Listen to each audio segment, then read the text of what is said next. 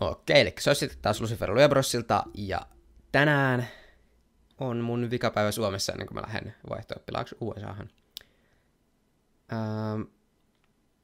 Niin.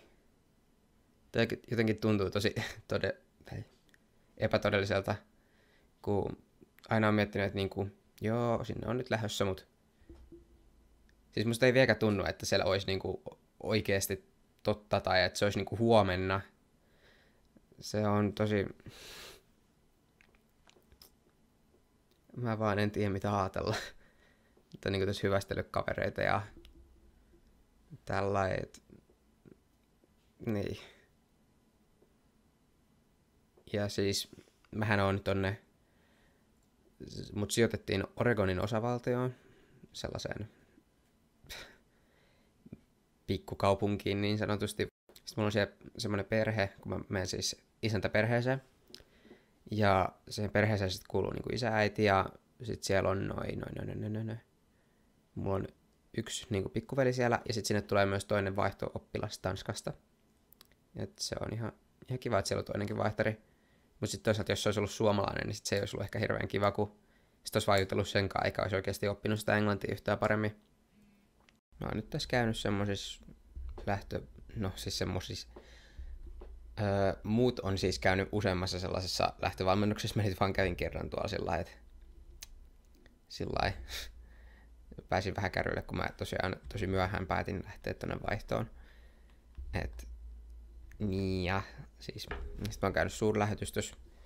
Eli jos ette niinku tiedä mikä se on, niin siis se on semmonen paikka, että vaikka niinku USA:n suurlähetystö, niin siellä on niinku niitä jenkkiläisiä ihmisiä ja ne niinku myöntää sieltä, vaikka niinku mulle ne myös sieltä luvan, että mä saan mennä sinne Amerikan maille. Sitten mä oon hirveästi kaupassa ton äitin kanssa just, että eilenkin me ostettiin uudet kengät mulle, kun mulla on edelliset ihan kauheassa kunnossa ja sitten on just ostettu niitä tuliaisia ja kaikkea muutakin, jotain vaatteita, mitä mä tarviin ja muutenkin sellaisia tavaroita, mitä mä voisin tarvita sinne, mitä mulla ei ollut täällä vielä. Esimerkiksi just semmonen matka-adapteri, että mä saan niinku, kun siellä Amerikassa on erilaiset noin pistokkeet, niin että mä saan niinku vaikka ladattua mun kännykkää, niin mä tarviin siihen semmoisen edellisen osan. Viikonloppuna meillä oli tossa muutamia kavereita käymässä. Just nää niinku mun lähimmät kaverit, mitä tässä nyt oli. Suurin osa niistä itse asiassa ei nyt ihan kaikki ei ollut paikalla, mutta siellä on paljon semmosia ihmisiä, joita ilman mä en niinku pärjäis. Oli tosi kiva nähdä niitä vielä sillä viimeistä kertaa. Niin. Siis tää on kauhean dramaattista tällä viimeistä kertaa, vaikka nyt oikeasti ei tää ole mikään on lopullinen juttu, että mä lähden sinne, mutta on se silti kuitenkin se 10 kuukautta aika pitkä aika olla erossa kaikesta.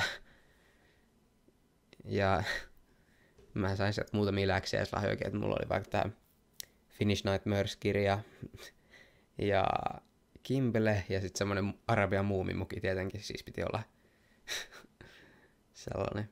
Sitten mua vielä käskettiin ottaa toi Eetu, käski ottamaan kuvia siitä. Sillä on vaikka New Yorkissa jossain Vapauden patsaalla ja näin.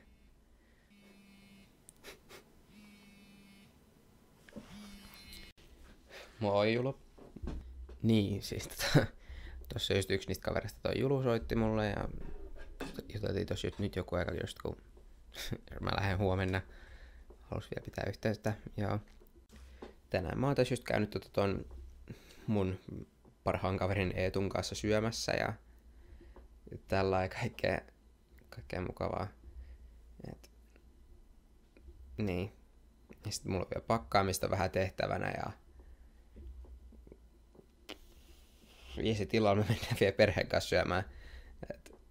Vielä niinku samaa ravintolaa, missä mä kävin sen Eetun kanssa.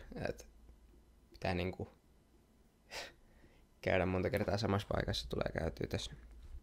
Ja huomenna mä lennän sitten aamulla sinne, no siis Tukholmassa on välilasku. Ja sitten sinne tulee myös niinku Ruotsista nämä vaihto-oppilaat sinne mukaan siihen lentokoneeseen. Ja mä en itse asiassa tiedä vaihdetaanko mä lentokonetta siinä, mutta kuitenkin niinku tulee matkaan mukaan. Ja sitten me sieltä lennetään sinne New Yorkiin ja sitten siellä me ollaan 4 päivää. Ja huomenna on illalla semmonen infotilaisuus siellä vielä, että mä en nyt itse asiassa tiedä, mitä siellä puhutaan, mutta siis semmonen infotilaisuus. Ja sitten sen 4 päivän jälkeen mä lähden tonne Oregoniin, jossa mulla on se perhe sitten siellä odottelemassa mua. Niin, tää nyt on tämmönen aika nopea, lyhyt selostus tästä. Mä vaan en oikeesti niinku ymmärrä sitä, että se on niinku huomenna. Tää ei jotenkin niinku tunnu todelliselta, tää niinku tuntuu siltä, että mä vaan jatkaisin tätä kotona hengailua aina vaan, mut tässä sitä nyt sit ollaan.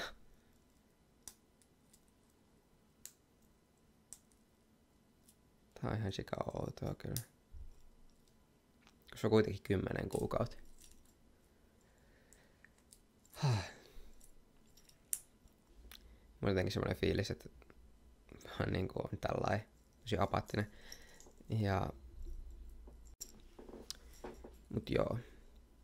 Kiitos kun katoitte. Tykätkää ja subatkaa ja nähdään ensi jaksossa. Okei, toi ei sovi tuohon ollenkaan. Nähdään ensi videossa. Se olisi sit moro.